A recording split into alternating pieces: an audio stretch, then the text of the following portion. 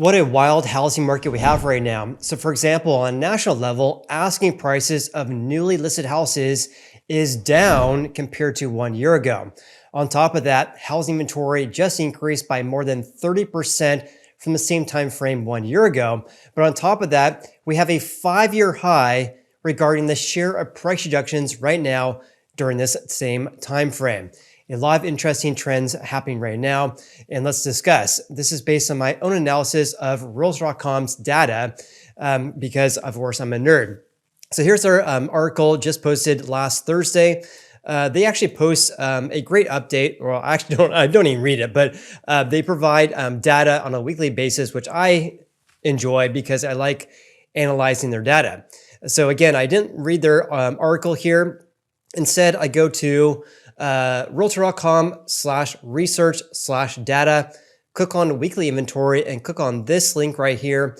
And it takes you more or less to this information. So in today's video, I'll provide an update regarding asking prices of newly listed houses, inventory numbers, new listings, days in the market, and of course, price reductions as well. If you guys get any value of today's video, of course, please hit the like button. Also, you guys can share any of my videos onto your social media as well. So in any case, let's go ahead and dive right in. Let's talk about asking prices because that actually decreased by 0.5% from 12 months ago. Keep in mind, again, this is a small decrease, but last week we were down by 1.1% year over year. That was the biggest decrease going back to the year of 2017. So this week it decreased by 0.5%. So now asking prices overall on a national level have been flat or negative year over year for the past 9 weeks. So it's possible we're seeing more home buyers waiting on the sidelines due to the increase in prices and rates, and they're waiting for rates and or prices to decrease. Also, we have near record low housing affordability and of course, rising inventory, which is likely stalling price growth as well. Speaking of housing inventory of existing houses, that actually increased by 33.3% last week compared to 12 months ago. That was the biggest year-over-year increase since April of 2023. There's been more houses for sale this year compared to last year for the past 25 consecutive weeks. That goes back all the way until mid-November last year. This rise of supply is obviously causing more options for home buyers, which of course limits home price growth. Also, inventory has been on the rise due to two main reasons. An increase of the amount of houses being listed for sale, which I'll share with you guys here in a little bit, but also due to decreasing demand because we're seeing pending home sales down on a year-over-year basis. Also looking at Redfin, for example, the amount of pending home sales over the previous 4 weeks is at least a 3-year low during the same time frame as well. Let's also discuss the inventory numbers according to AltosResearch.com. So this last week, for the week ended May 3rd, there was approximately 560,000 existing houses for sale. 1 year ago, we had approximately 420,000. So by my dumb math, that's a 33% increase in the amount of houses for sale on a national level. In addition, there's 61,000 more houses for sale right now compared to the start this year. That's a 12% growth rate so far this year. Compare this to last year, entirely different market because inventory was decreasing from January until mid-April. So for example, during the same time frame last year, inventory decreased by 11%, whereas this year we're up by 12%. In other words, supply was falling from January through April last year, but this year it's actually increasing. Something worth noting here as well is that we have approximately 38% fewer houses for sale compared to the same time frame in 2019 though. Here's a look at AltosResearch.com regarding inventory over the past 5 years. So right now there's around 560,000 existing houses for sale, and this is a 3-year high during the same time frame. Of course, what was it? 33% higher compared to a year ago, but way higher compared to 2022 when we had about 301,000 houses for sale, and also way higher compared to 21. We're still below levels in 2020 at around 731,000, and of course below levels in 2019 when we had approximately 907,000 houses for sale. All right, going back to my own analysis of Realtor.com's data, let's have a look at the changes in the number of houses being listed for sale. In other words, new listings increased by 10.4% compared to 12 months ago. So excluding the Easter holiday week, which was about 1 month ago, new listings have been higher during the same time frame last year for the past 27 weeks in a row.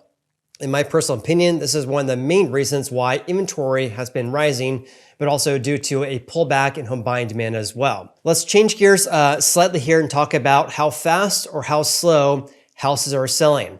So last week, it took 1 day slower to sell a house compared to 12 months ago. The last time houses took longer to sell was way back in September of 2023. Before that, houses took faster or sold faster or the same length for the previous 33 consecutive weeks. A friendly reminder regarding this metric regarding days in the market, this is based on a closed home sale. Therefore, it's a lagging indicator of our U.S. housing market.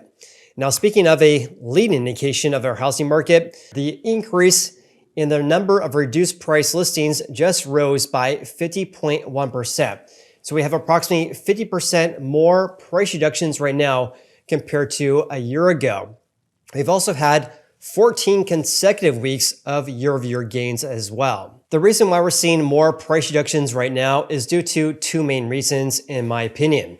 Number one, housing inventory has been rising, which of course, when we have more houses for sale, up by about 33%, this means home buyers have more options overall in order to choose from, and therefore home sellers have to compete against each other and therefore lower their asking prices if they can't get a buyer. And number two, from home buyers sitting on the sidelines due to 7% mortgage rates. Now, speaking of price reductions, let's have a look at the share of price reductions according to Altos Research.com. For the week ended May 3rd, it's at 33%. So this means out of all the houses for sale right now, 33%, or about a 1/3, have reduced their asking prices already. This is at least a 5-year high because this is much higher compared to a year ago at 29%.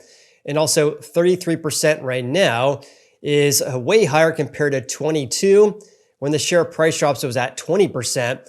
And of course, a lot higher compared to 21 at nearly 16% and at 21 at 14%. And looking at pre-COVID levels, the share price drops only at 30%. So therefore, the share price drops right now at 33% is at least a 5-year high during the same time frame. Now, having said that, we're not nearly as high compared to the peak, which was back in November of 2022, when at that time, the share price drops was at 43%. What I will say though is that this trend obviously is impacted by seasonality, because the peak regarding the share price drops typically occurs in October, November, and December, as you can see for each of these years. Now, having said that, I do not anticipate we'll see this rapid rise of the share price drops like we saw in 2022, because during that time, the home buyer demand absolutely plummeted due to rates more than doubling in less than 12 months. And of course, inventory also doubling in about 6 months as well. So we're not experiencing those same dynamics we had in 2022. Therefore, I don't anticipate the share price drops to double from May to November like it did in 2022. However, we're still at elevated levels right now. So of course, I'll definitely keep you posted with the latest developments on that. All right, let's change gears slightly here and talk about a summary of today's video, because of course, that was a lot of information to throw at you guys. And of course, if you guys are still watching today's video, then please hit the like button. And of course, I appreciate you guys so much. Number one, the national median asking price has gone down in 4 out of the past 5 weeks. Again, that's a leading indication of future closed home sales and of course, closed home prices. This is likely due to an increase of housing inventory, more price reductions, and of course, elevated rates as well. Number two, housing inventory has increased by about 33% last week. the biggest annual increase since April of 2023. This is likely from lackluster home buying demand and a significant rise in the number of newly listed houses. But even though the number of new listings have been on the rise, there's still approximately 39% fewer compared to the same time frame in 2019. Number 3, average 30-year fixed rates have decreased by about 80 basis points from October. The daily rate, according to the Mortgage News Daily, is around 7.25% right now. Back in October of 2023, the peak was around 8%. So rates have decreased by about 80 basis points compared to the peak last year. But because approximately 89% of people who have a mortgage on their house have an interest rate below 6%, that's based on data from Redfin, that has been limiting the amount of people listing their houses for sale and thus keeping housing inventory well below 2019's levels. Also, we do not need inventory to increase to pre-COVID levels nor see home prices decrease, and that's exactly what we saw in 2022. Inventory did not even get close to 2018, 2019's levels, but home prices, of course, corrected in the last half of that year. Number 4, the share of price reductions is at least a 5-year high during the same time frame, but it's still well below the peak that was set back in late 2022. Number 5, houses took 1 day longer to sell on average last week. The last time houses took longer to sell from 1 year ago was way back in September of 2023. So what are some potential huge changes ahead? Of course, I am not a real estate market fortune teller. Number 1, average 30-year fixed rates have increased by about 75 basis points compared to 1 year ago.